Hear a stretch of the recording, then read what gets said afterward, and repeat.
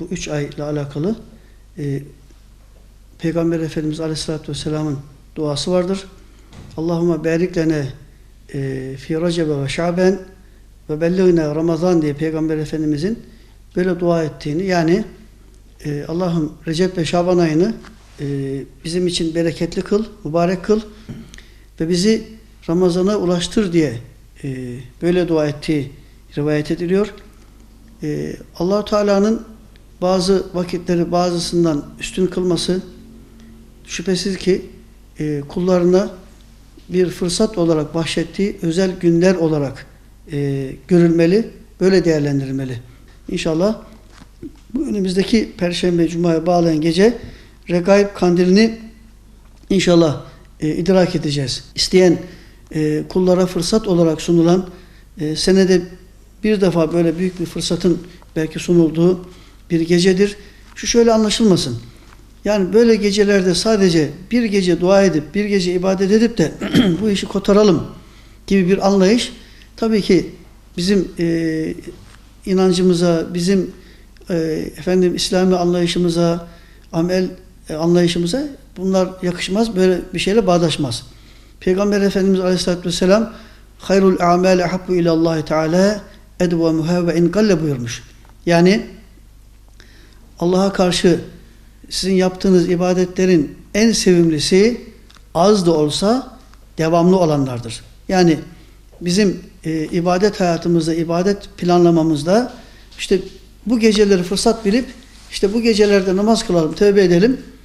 Ondan sonrasını başka bir şey yapmaya gerek yok gibi böyle bir yaklaşım temelden sakattır. Sadece bugünlerde, bu gecelerde, 3 aylarda, işte Recep ayında, Şaban ayında, bu aylar içindeki mübarek gecelerde elbette ki onları dolu dolu geçireceğiz. Fakat başka zamanlarda işi boşlayıp sadece o zamanları yönelmek suretiyle böyle bir ibadet yaklaşımı, böyle bir tövbe yaklaşımı elbette ki bizim dini kültürümüzde bununla bağdaşmıyor. Allah-u Teala ayeti kerimede buyuruyor ki İnne rahmeti vesiat külle şey. Benim rahmetim her şeyi kuşatmıştır. Her şeyin ötesine geçmiştir.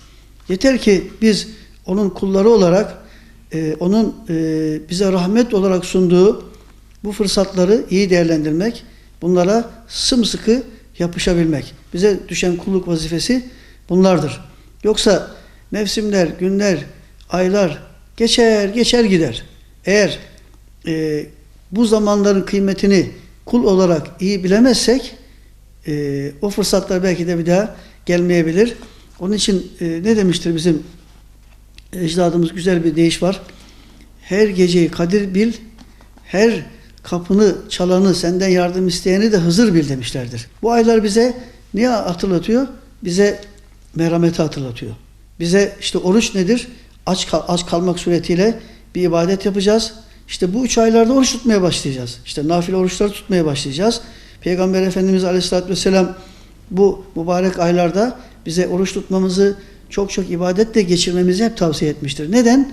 İşte Ramazan'a kadar böyle manevi bir hazırlık içinde olmak. İnşallah bu yardımlaşma duygusu, merhamet duygusu, İsar duygusu, kardeşlik duygusu, dayanışma duygusu, birlik duygusu, buna çok ihtiyacımız var.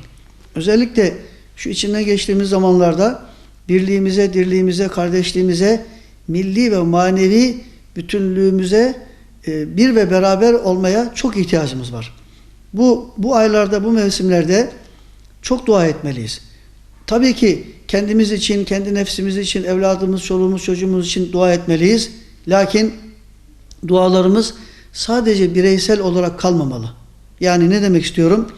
Dualarımızda ülkemizin, milletimizin, devletimizin istikbali, istiklali, selameti içinde mutlaka ve mutlaka dualarımızda cümleler ayırmalı, Allah'a niyazımızı arz etmeliyiz.